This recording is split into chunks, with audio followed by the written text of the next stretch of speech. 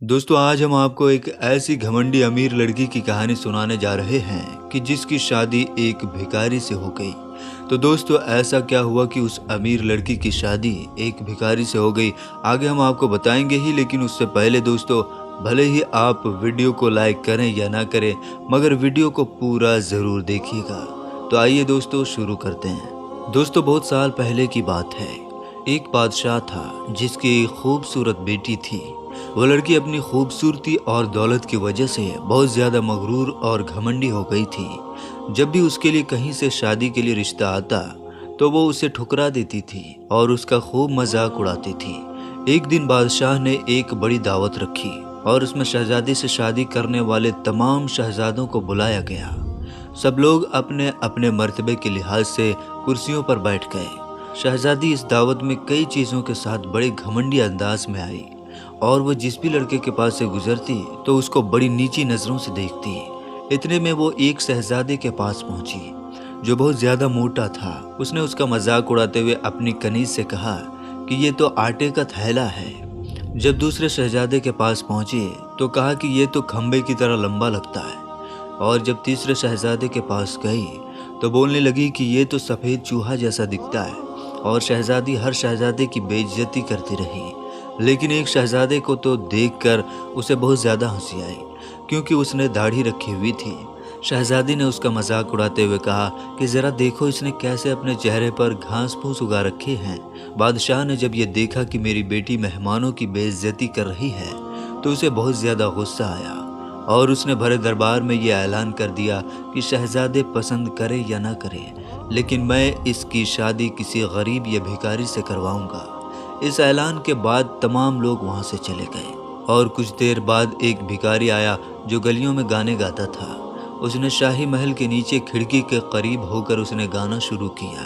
तो जब बादशाह ने उसकी आवाज़ सुनी तो उसने एक नौकर को हुक्म दिया कि इस भिखारी को अंदर बुला कर लाओ। नौकर फटे पुराने कपड़े वाले भिखारी को अंदर ले आया। उस भिखारी ने शहजादी के सामने बहुत अच्छा गाना गाया और बादशाह से इनाम मांगा। बादशाह ने कहा, तुमने बहुत अच्छा गाना सुनाया है, मैं तुम्हें बहुत अच्छा इनाम दूंगा। मैं अपनी बेटी की शादी तुमसे कराऊंगा। शहजादी ने जब ये सुना तो वो हैरान रह गई।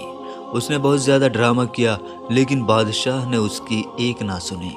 बादशाह ने उसे डांटते हुए कहा, मैंने मेहमानों के सामने यह वादा किया था कि मैं तुम्हारी शादी किसी भिखारी से करूंगा और अब मैं वो कसम भी पूरी कर रहा हूँ। इसके बाद बादशाह ने उन दोनों का निकाह करवा दिया और कहा, तुम अपने शौहर के साथ जाने की तैयारी कर लो। शहजादी रोती पीटती हुई भिखारी के साथ गई। रास्ते में वो एक शिकारगाह के करीब से गुजरे। वो शिकारगाह बहुत बड़ी थी। शहजादी ने पूछा, ये शिकारगाह किसकी है? भिखारी बोला, मैंने सुना है कि तुमने एक दाढ़ी वाले बादशाह का मजाक उड़ाया था। ये शिकारगाह उसी का है। अगर तुम उससे शादी कर लेती तो ये तुम्हारी मिल्कियत हो जाती। इसके बाद वो एक बड़े बाग में पहुंचे। उसे देखकर शहजादी ने पूछा कि ये बाग किसका है? भिखारी ने कहा, बाग भी उसी दाढ़ी वाले का है। फिर वो एक बड़े अजीमुशान शहर में दाखिल हुए। इतना बड़ा और खूबसूरत शहर देखकर शहजादी हैरान रह गई। उसने पूछा, इस शहर का मालिक कौन है? फ़कीर ने उसे कहा, यह शहर दाढ़ी वाले के मुल्क में आता है। अगर तुम उससे शादी कर लेती तो ये सब कुछ तुम्हारा हो जाता। शहजादी बोली, अरे मैंने तो बहुत बड़ी गलती कर दी, काश मैं उससे शादी कर लेती। भिखारी ने नाराज़ होते हुए कहा, मुझे इससे कोई मतलब नहीं, मगर तुम मेरे होते हुए दूसरे मर्द की बात क्यों कर रही हो? क्या मुझ में कोई कमी है? इसके बाद वो एक छोटी सी झोपड़ी के करीब पहुँचे तो शहजादी ने कहा, कैसी बेकार और छोटी सी झोपड़ी है? भिखारी बोला, ये मेरा घर है और यही वो जगह है जहाँ हमें ज़िंदगी गुजारनी है।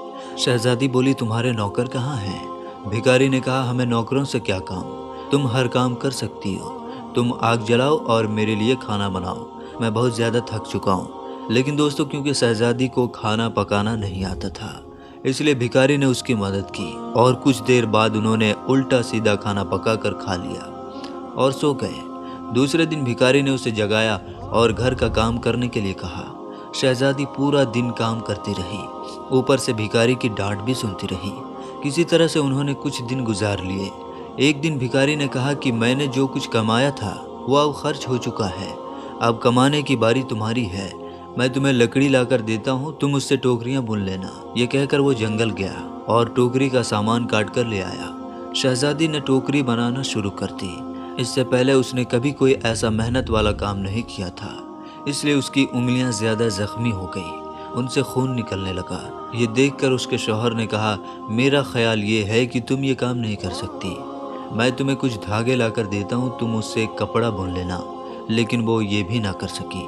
तो शौहर ने कहा कि तुम तो मेरे लिए बिल्कुल भी कामयाब नहीं हो, तुम तो कोई भी काम नहीं कर सकी, तुमसे शादी करके मुझे बहुत बड़ा नुकसान हुआ है। बहरहाल मैं कोशिश करता हूँ कि तुम्हारे लिए मिट्टी के बर्तन ला दूँ, तुम बाजार जाकर उन्हें बेच दिया करो।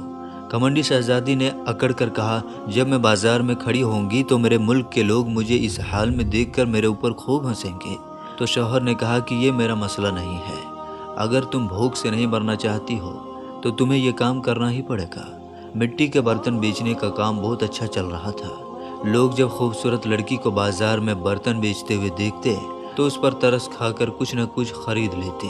बर्तन बिक गए तो भिखारी ने और बर्तन ला कर दिए। इसी दौरान एक सिपाही वहां से गुजरा, उसने बर्तन लेकर उन्हें लात मार कर तोड़ दिया और कहा कि आइंदा से इस तरह से रास्ता मत घेरना, एक तरफ बर्तन रखकर बेचना, बीच रास्ते में मत रखना। शहजादी बहुत परेशान हुई। उसने सारा वाकया घर आकर अपने शौहर को बताया। शौहर ने कहा, तुम बिल्कुल पागल हो, तुमसे किसने कहा था कि बीच बाजार में बर्तन लेकर बैठ जाओ, आखिर वहां से लोगों को गुजरने में परेशानी होती होगी। मेरा ये ख्याल है कि तुम ये भी नहीं कर सकती, ये तुम्हारे बस का काम नहीं है। खैर मैं शाही महल जाऊंगा, हो सकता है वहाँ तुम्हारे लिए कोई काम मिल जाए। ये कहकर वो शाही महल रवाना हो गया। शाम को वापस आकर उसने कहा कि शाही महल में तुम्हारे लिए मददगार बावर्ची की जगह मिल गई है, अब कम से कम हमें पेट भर कर खाना तो मिल ही जाएगा। इस तरह ये घमंडी शहजादी एक मददगार बावर्ची बन गई। वो रोज़ सुबह से शाम तक बावर्ची खाने में काम करती और शाम को बचा हुआ खाना लेकर घर आ जाती और इस तरह दोनों मियाँ बीवी का गुजारा होने लगा। महल में आए हुए उसे कुछ ही दिन गुजरे थे कि उसने सुना कि महल में कोई शाही प्रोग्राम है। जब मेहमान आने शुरू हुए तो शहजादी बावर्ची खाने की खिड़की से उन्हें देखने लगी। गुलाम कीमती कपड़ों में मेहमान का इस्तकबाल कर रहे थे।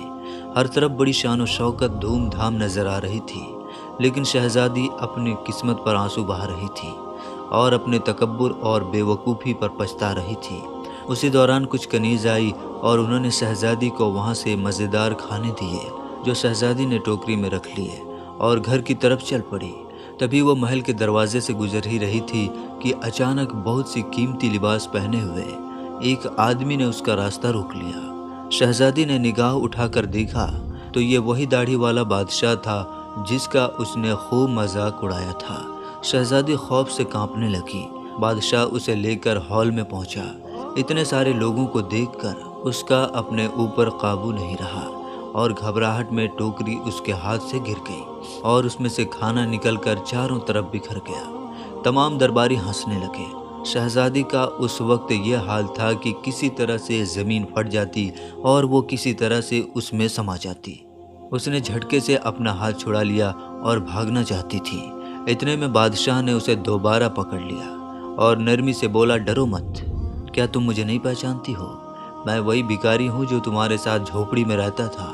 मैं वही सिपाही हूँ जिसने तुम्हारे बर्तन तोड़े थे। ये सब कुछ मैंने तुम्हारे साथ इसलिए किया था क्योंकि मैं तुम्हें पसंद करता था और तुमसे शादी करना चाहता था। अब तुम्हारे गुरूर का इलाज हो चुका है। मैं वही भिखारी हूँ जिसके साथ तुम रहा करती थी और तुम्हें अच्छा सबक मिल गया है। पिछली बातों को भूल जाओ। देखो आज हमारी शादी की तैयारियां हो रही हैं।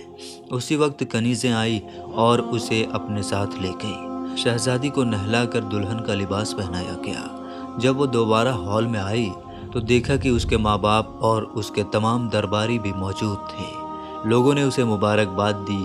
अब शहजादी बिल्कुल बदल चुकी थी। उसका गुरूर, अकड़, नफरत सब खत्म हो चुका था।